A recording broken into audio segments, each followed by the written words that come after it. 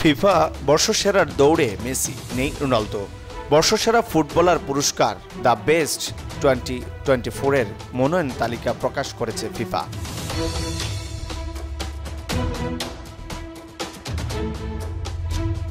পুরুষ ক্যাটাগরিতে মনোনীত হয়েছেন 11 জন ফুটবলার। তবে প্রথমবারের মতো এই অ্যাওয়ার্ডে মনোনয়ন পাননি মেসির চিরপ্রতিদ্বন্দ্বী পর্তুগালের Cristiano Ronaldo.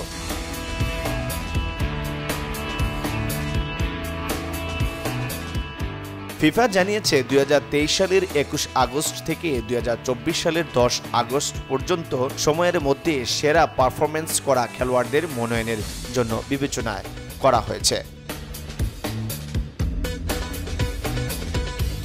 FIFA the best বর্ষসেরা 11 খেলোয়াড় হলেন মেসি, স্পেনের রদ্রি, ইংল্যান্ডের জুড বেলিংহাম, ফ্রান্সের কিলিয়ান এমবাপ্পে, ব্রাজিলের ভিনিসিয়াস জুনিয়র, দানি কারবাহাল, নরওয়ের আর্লিং হ্যাল্যান্ড, জার্মানির টনি ক্রুস, উরুগুয়ের ফেদারিকো ভালভের্দে, জার্মানির ফ্লোরিয়ান রিৎজ ও স্পেনের লামিনে ইয়ামাল।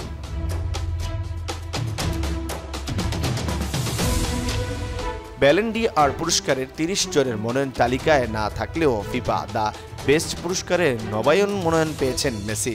এর মধ্যে সর্বশেষ 2 বছর সহ মোট 3 বার এই পুরস্কার জিতেছেন তিনি। চতুর্থবারের মতো দ্য বেস্ট পুরস্কার জিততে হলে কঠিন পরীক্ষার মুখোমুখি হতে হবে মেসিকে, কারণ 2024 ব্যালন ডি আর এর সেরা 3 রদ্রি, ভিনিসিয়াস ও বেলিংহামের সাথে লড়াই করতে হবে মেসিকে।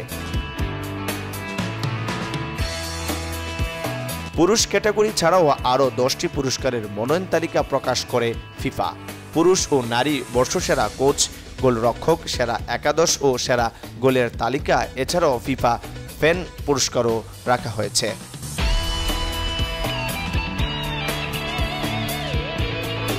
আগামী 10 ডিসেম্বর পর্যন্ত ফিফার ওয়েবসাইটে ভোট দিতে পারবেন ভক্ত সমর্থকরা।